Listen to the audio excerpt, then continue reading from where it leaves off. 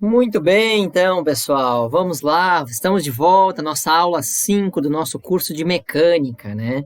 Só lembrando, então, na aula anterior, a gente estudou a questão da lei fundamental dos movimentos, né? A segunda lei de Newton, e definimos ela em função da força aplicada em um corpo em um intervalo de tempo, né? Que causaria, então, a variação da quantidade de movimento desse corpo, tá? Então, né, força vezes intervalo de tempo seria igual à variação da quantidade de movimento, em que força vezes intervalo de tempo é o que a gente chama de impulso, né? Então, o teorema do impulso, variação da quantidade de movimento, tá? O impulso é igual à variação da quantidade de movimento que ocorre no corpo. Na aula de hoje, a gente vai aprimorar este conceito que nós vimos na aula passada para escrever a segunda lei de Newton de uma outra forma, tá? Então tá, vamos lá então, vamos ver como é que vai ficar então esse aprimoramento, né, essa evolução para a gente reescrever a segunda lei de Newton de outra maneira, tá? Muito bem, vamos lá. Então o que nós temos aí, ó? Já vimos então que a variação da quantidade de movimento de um corpo, ΔQ, né, ele ocorre simultaneamente com a ação, né, de pelo menos uma força sobre o objeto, né? Então esta força atuando num intervalo de tempo, causará a variação da quantidade de movimento deste corpo, né? Pois bem, a variação da quantidade de movimento, né, dentro de um intervalo de tempo, a gente escreve o ΔQ como sendo a quantidade de movimento final do corpo menos a quantidade de movimento inicial do corpo, tá?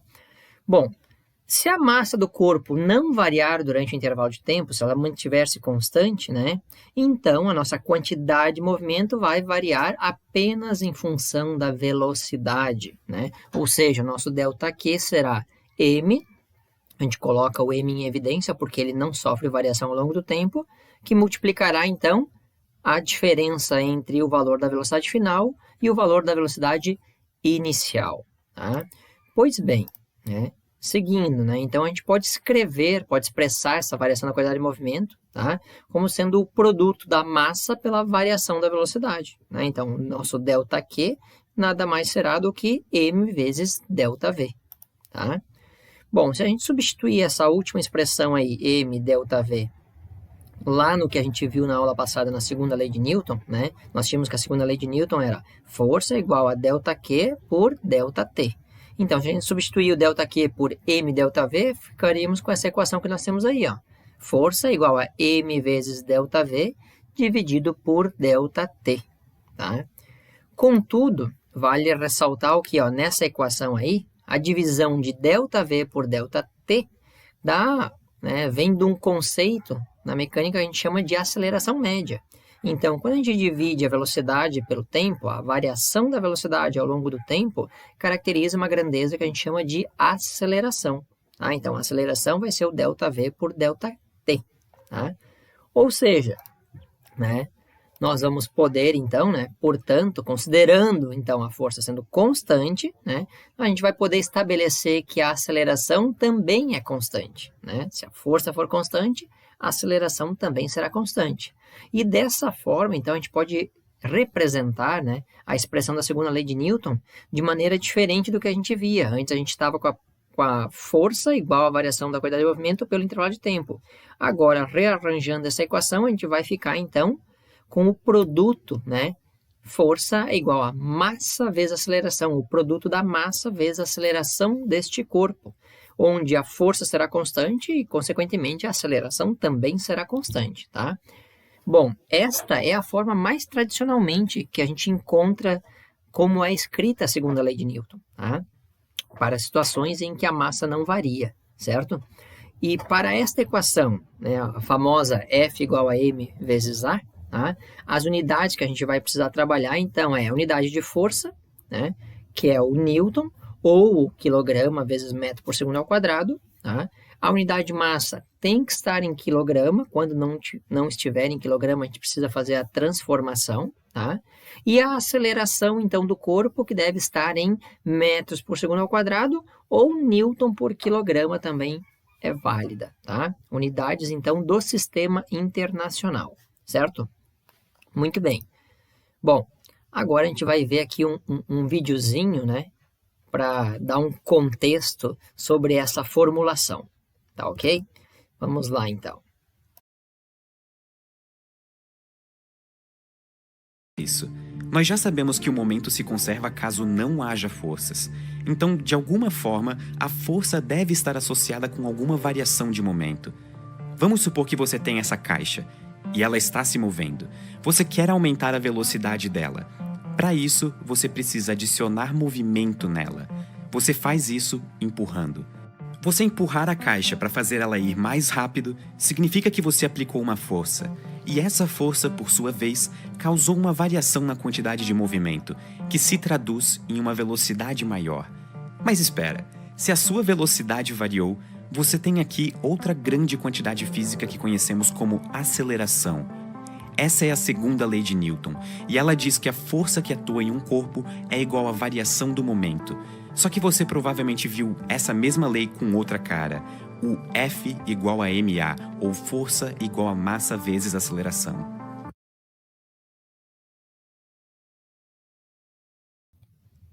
Muito bem, então, pessoal, ó.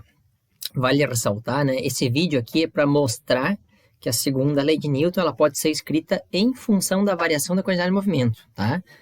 Nós fizemos justamente o contrário, nós entendemos a segunda lei como sendo decorrente da variação da quantidade de movimento, para depois reescrever a forma mais geral utilizada, que é o F igual a m vezes A. Tá? Então, esse vídeo é só para mostrar que o contexto, normalmente, ele é trabalhado de maneira diferente. Né? Geralmente, começa-se, então, com a questão do produto força vezes a força igual a massa vezes a aceleração, e nós começamos justamente pelo conceito igual Newton descreveu nos seus trabalhos, tá? Nós começamos exatamente como ele trabalhou, tá? Bom, em geral, quando a gente não sofrer variação de massa no corpo, a gente vai usar a equação geral, que é o F igual a m vezes A, ok? Vamos adiante. Então, olha ali, ó. Essa forma de expressar a segunda lei de Newton, tá? Ela é importante porque ela evidencia o conceito físico de massa, né? Ou seja, o que isso quer dizer? Se nós aplicarmos uma mesma força F em dois corpos de diferentes massas, esta aplicação de força produzirá variações distintas de velocidade nesses dois corpos, tá? Ainda que o intervalo de tempo de aplicação da força seja o mesmo. Tá? O que isso quer dizer? Quer dizer o seguinte, ó, muitas situações do dia a dia evidenciam que a massa de um objeto representa a dificuldade de variar sua velocidade, né? Ou seja, quanto maior a massa do corpo, mais difícil será para variar a velocidade dele. Tá? E um exemplo bem simples que a gente pode tomar aqui, imaginem dois caminhões, tá? Um carregado e o outro vazio. A dificuldade, né, que o caminhão carregado vai ter para atingir a velocidade de 100 km por hora é muito maior que a dificuldade que o caminhão vazio vai ter. Tá? Ou seja, então, corpos que possuem menor massa variam a sua velocidade mais facilmente, tá? Então, é o típico exemplo, né? É mais fácil empurrar, né, um carro que só tem um motorista dentro do que se tiver lá 5, 6 pessoas, né, socando o carro lá, então vai ser mais difícil, porque aumenta a massa, você precisa de mais força para variar a velocidade do corpo, tá? Isso é regra. Quanto maior a massa do sistema, mais força é necessária para variar a velocidade do sistema, certo? Muito bem. Então, uma síntese aqui da segunda lei de Newton, tá? E novamente a gente vai ver um videozinho aí para sintetizar isso que nós trabalhamos, ok? Vamos lá, vamos ver. Segunda lei de Newton. Newton, em sua segunda lei, afirma que é necessário aplicar uma determinada força em um objeto para que este deixe de estar parado ou em estado de repouso. Quanto maior for a massa deste objeto, maior será a força que precisa ser aplicada nele. Newton chamou a força aplicada de força resultante, e sua unidade de medida é o Newton. Podemos dizer que força resultante é o efeito das forças aplicadas sobre o corpo. E quanto mais massa tiver este corpo, menor será sua aceleração. Imagine uma bola de boliche com uma massa de 2 kg. Para que ela tenha uma aceleração de 1 metro por segundo ao quadrado, é preciso aplicar uma força resultante de 2 newtons. Se for uma bola de bilhar com 200 gramas, ou 0,2 kg, para atingir a mesma aceleração de 1 metro por segundo ao quadrado, será preciso uma força resultante de apenas 0,2 newtons. Sendo assim, a segunda lei de Newton diz que a força resultante é a razão entre a massa de um objeto por sua aceleração. A segunda lei de Newton deixa mais clara a primeira lei, colocando a massa de um corpo como sua medida de inércia. Ou seja, quanto mais massa tem um corpo, mais força será necessária para tirá-lo deste estado de repouso, ou inércia. Por hora só, pessoal. Nos vemos na próxima!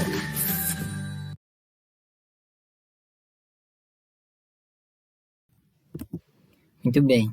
O videozinho no final já deu até uma dica do que vem por aí. A gente vai, mais adiante, trabalhar a questão da primeira lei de Newton, a lei da inércia. Mas isto é assunto para outra aula. A de hoje ainda não. Ele só deu uma pincelada aí, tá? Muito bem. Vamos lá. Exemplo 1. Vamos aos nossos exemplos, então, desse conteúdo. O que nós temos aí, ó? Olha o que diz o exemplo 1 para nós, gente, tá? Uma força de 30 newtons é aplicada separadamente em 2 objetos diferentes, A e B, que passam a ter acelerações, então, iguais a 5 metros por segundo ao quadrado para o corpo A e 6 metros por segundo ao quadrado para o corpo B. Qual é a massa de cada um desses corpos, tá? Primeira coisa, gente, tá? Lê o problema, separa os dados, organiza os dados. Vejam que os dados estão aqui, ó, separados, organizadinhos, bonitinhos, tá? Que a partir deles é que a gente vai, então, selecionar as equações para a resolução, tá? Muito bem. A equação que a gente tem, né? Como a gente tem o valor da força, tem a aceleração no corpo e quer saber a massa dele, aplica a segunda lei de Newton, né? Direta para sistemas com massa invariáveis, né? Então, força é igual a massa vezes aceleração. Então, eu vou ter lá uma força de 30 newtons aplicado num corpo de massa A, que eu desconheço, sendo que esse corpo adquire uma aceleração de 5 metros por segundo ao quadrado, tá? Então, vejam, o 5 está multiplicando, ele vai passar para o outro lado com a operação inversa da multiplicação. Então, se ele está multiplicando, ele passa para o outro lado dividindo, tá? Então, eu vou ficar lá com 30 dividido por 5, e o resultado dessa divisão é 6, né? 6 é a massa do corpo A com a respectiva unidade no sistema internacional, portanto, 6 quilogramas. Cuidado, gente, não esquecer das unidades, tá? Grandeza física, a imensa maioria das grandezas físicas tem unidades. São pouquíssimas as grandezas físicas que não têm unidade, certo? Muito bem. Então, massa do corpo A, 6 quilogramas. Vamos repetir isso agora para os dados com relação ao corpo B. A mesma força aplicada de 30 newtons, tá? Produzindo agora uma aceleração de 6 metros por segundo ao quadrado. Então, vou ter lá, ó, 30 é igual a massa do corpo B, vezes a aceleração 6 metros por segundo ao quadrado. O 6 que está multiplicando passará dividindo. Então, eu vou ter 30 dividido por 6, que será igual a, resultado da divisão, 5 quilogramas a unidade de massa do corpo B. Vejam, observem, quanto menor a massa que o corpo possui, maior aceleração ele vai adquirir com a aplicação de uma mesma força, né? Nesses dois casos, nós temos duas forças iguais sendo aplicadas em corpos de diferentes massas. O corpo de maior massa adquiriu menor aceleração. O corpo de maior massa adquiriu maior aceleração. tá? Muito bem. Exemplo 2. Olha o que diz o exemplo 2 para nós. Um corpo de 20 kg de massa movimenta-se no sentido positivo do eixo x, com uma velocidade de 8 metros por segundo, num instante em que se aplica uma força F de intensidade 40 newtons, conforme indica a figura. Então, se nós observarmos a figura, o que nós temos ali? Ó? Nós temos um corpo que está se deslocando no sentido positivo do eixo x, ou seja, está indo da esquerda para a direita, e em um determinado momento, quando a velocidade desse corpo é 8 metros por segundo, atua sobre ele a força F. Observem que a força F está atuando no sentido oposto ao movimento deste corpo. Tá? Então, a letra A deste problema pede qual é a velocidade do corpo ao final de 3 segundos após a aplicação da força F. Bom, vamos pressupor que se a força F está sendo aplicada no sentido contrário ao movimento, com o passar do tempo, a velocidade do corpo vai diminuir. Tá? Então, a velocidade do corpo ao final de 3 segundos deve ser menor do que a velocidade inicial de 8 metros por segundo. E a letra B, por sua vez, pede em que instante o corpo inverte o sentido do movimento. Há um detalhe muito importante para conseguir resolver esses exercícios aqui, ó, esse tipo de exercício, são as informações teóricas, tá? Vamos aos dados primeiros aqui, ó. O problema, então, cita lá a força aplicada de 40 newtons, a massa do corpo de 20 kg, a velocidade inicial do corpo de 8 metros por segundo. Na letra A ele pede qual é a velocidade final do corpo, transcorrido 3 segundos, no intervalo de tempo de 3 segundos. E na letra B ele pede quanto tempo é necessário para que o corpo inverta o sentido de movimento. Observem que inverter o sentido de movimento, quando o corpo inverte o sentido de movimento, significa que a velocidade dele vai ser igual a zero, porque ele está indo da esquerda para a direita e vai diminuindo a velocidade até que ele para. Depois que ele para, aquela força faz o corpo voltar. Tá? Então, quando ele inverte o sentido de movimento, é quando a velocidade se torna igual a zero. Tá? Então, ali, ó, observação. Tá? Como a força está aplicada no sentido contrário ao que o corpo está se movendo, dizemos que esta força é a chamada de força resistiva. Tá? E por isso o sinal que vai acompanhar a força na equação deverá ser negativo. Né? Se a força está se opondo ao movimento, é uma força negativa e o sinal tem que ir com ela para a equação. No exato instante que o corpo inverte o sentido do movimento, sua velocidade é nula. Tá? Esses são dois conceitos muito importantes para a resolução do problema. Se você não aplicar esse conceito teórico na hora de resolver o problema, o resultado da sua equação vai dar errada. Tá? Tudo por conta de um sinal. Cuidado com os sinais, a vida dá sinais, observem os sinais. Tá? Então, olha o que nós temos ali. Ó, tá? Primeira situação, tá? Nós temos lá então a letra A, né? Pede para calcular a velocidade final, tá? Dá o intervalo de tempo de 3 segundos, tá? A força de 40 newtons aplicada num corpo que tem massa 20 kg e inicialmente se desloca a velocidade de 8 metros por segundo. Então, aplica a equação, segundo a lei de Newton, força igual a massa vezes a aceleração. Lembrando que o conceito de aceleração é o quê? Δv dividido por ΔT. Tá? Então, portanto, nós vamos ter a força 40 newtons, como é aplicado no sentido oposto do movimento, ela tem que ser negativa, então vai ficar menos 40 newtons, igual a massa do corpo, que é 20, vezes ΔV é quem? ΔV é V final menos V inicial. O V final na letra A a gente não sabe, a gente quer saber. Né? Então, deixa indicado o V final, menos o V inicial, que é de 8 metros por segundo. Isso dividido por 3, que é o tempo necessário para a letra A. Tá? Então, nós vamos fazer isso calmamente, por partes. Tá? Os alunos acabam se afobando na resolução matemática dos problemas e por desconhecimento matemático, por falha matemática, erra o resultado. Tá? Então, é muito comum nesse problema aqui, ó, nessa etapa aqui, o aluno resolver isso aqui primeiro passando 3 para cá multiplicando. Tá? E aí erra tudo, tá, gente? Não pode. A primeira coisa que a gente deve fazer é este 20 aqui que está multiplicando, ele deve passar para o outro lado com a operação inversa da multiplicação. Portanto, ele tem que passar dividindo. Então, vai ficar menos 40 dividido por 20, igual, e aí sobra lá todo o resto. A velocidade final, menos 8 dividido por 3. Tá? E aí a gente opera essa divisão aqui. Menos 40 dividido por 20 vai dar menos 2. Tá? Menos 2. Aí sim, depois de dividido esse menos 40 por 20, que vai dar menos 2, esse 3 que está dividindo vai passar para o outro lado multiplicando. Está aqui ele, ó. Menos 2 vezes 3. Igual, sobra do lado de lá o numerador, que é a velocidade final, menos 8. Aí opera esse produto menos 2 vezes 3, que vai dar menos 6. Este 8 que está subtraindo passa para o outro lado da igualdade com a operação inversa. O inverso de subtrair é somar, portanto, aqui ele está somando. Então, menos 6 mais 8 será igual à velocidade final. E aí eu opero essa conta aqui, né? Efetuo esse resultado aqui. Tá? Então, logo a velocidade final será menos 6 mais 8, 2 metros por segundo. Velocidade final do corpo, depois de 3 segundos de aplicação daquela força, será de 2 metros por segundo. Ainda se deslocando da esquerda para a direita.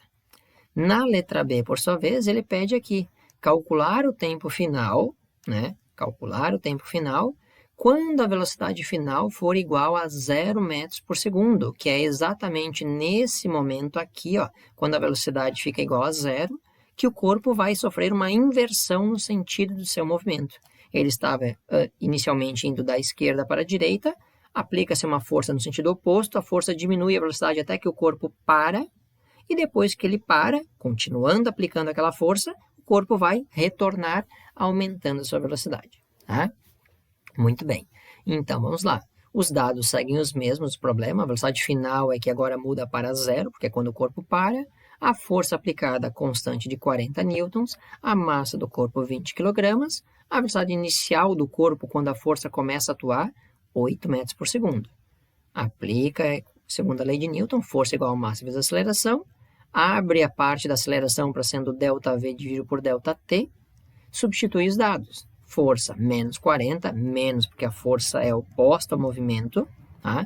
A massa 20, ΔV vai ser a V final menos V inicial, tá? ΔV, V final menos V inicial. O V final nesse caso é 0, menos o V inicial, que é 8, dividido pelo ΔT que a gente não sabe, tá? Que a gente quer calcular. De novo, cuidado, atenção. Esse ΔT aqui não pode passar para o outro lado multiplicando o menos 40, porque tem um termo aqui na frente da expressão. Tá? Ele tem que ficar junto com a fração, né, para só na segunda parte da operação resolver. Então, eu vou ter o 20 está multiplicando, o 20 passa para o outro lado com a operação inversa da multiplicação, portanto, o 20 passa dividindo, então vai ficar menos 40 dividido por 20. Aí eu vou ter lá, ó, menos 40 dividido por 20 dá menos 2. O ΔT agora que está sozinho, agora ele está isolado, sozinho, ele pode estar dividindo. Veja, a operação que ele está fazendo aqui é a divisão. Ele passa para o outro lado com a operação inversa da divisão, portanto, ele passa multiplicando. Então, eu vou ter menos 2 vezes ΔT igual, sobrou quem para o lado de lá? Sobrou menos 8. Tá? Por sua vez, como o nosso objetivo é isolar o ΔT, o menos 2 que está multiplicando passa para o outro lado dividindo. Observem, a coisa mais comum de acontecer, erro matemático dos alunos é muda de lado, muda o sinal. Não muda o sinal. Porque se mudasse o sinal, esse menos 2 teria que passar para o outro lado e ficar mais 2. Quando muda de lado, muda a operação matemática que está sendo executada. Observem aqui na equação. O menos 2 ele está multiplicando. Portanto, o menos 2 passa para o outro lado dividindo. Então, nós vamos ter ΔT igual a menos 8 dividido por menos 2. Ele vai com o sinal, não muda sinal, muda a operação matemática. O inverso da multiplicação, a divisão. Então, eu vou ter menos 8 dividido por menos 2, menos dividido por menos dá mais. E 8 dividido por 2 dá 4. Então, é necessário um intervalo de tempo de 4 segundos para que este corpo inverta o seu movimento. Né? Em 4 segundos ele vai parar e ele vai inverter o movimento. Certo? Muito bem. A gente fecha aqui, então, com esse segundo exemplo, né, a questão da formulação da segunda lei de Newton, tá? Vocês vão ter os exercícios, atividades para fazer, como de praxe toda semana, resolve o exercício no caderno, fotografa lá o exercício, posta no Classroom, o mesmo esquema de sempre, né? Até domingo à noite para postar, para validar as presenças, tá?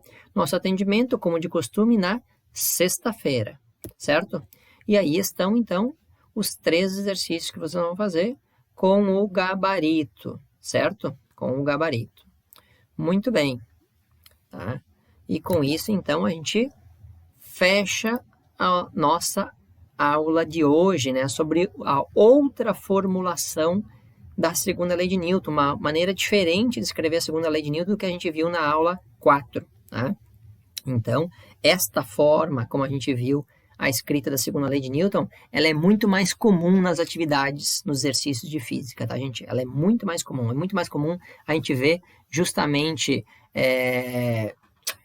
encontrar exercícios em livros com a segunda lei de Newton escrito desta forma, né? A forma tradicional, força é igual a massa vezes aceleração. E nós vamos trabalhar muito, muito mesmo com esta forma de escrever a segunda lei de Newton por diante nas próximas aulas. Ok, então, pessoal, muito bem, né? Com isso, fechamos, retomamos aqui nossa musiquinha.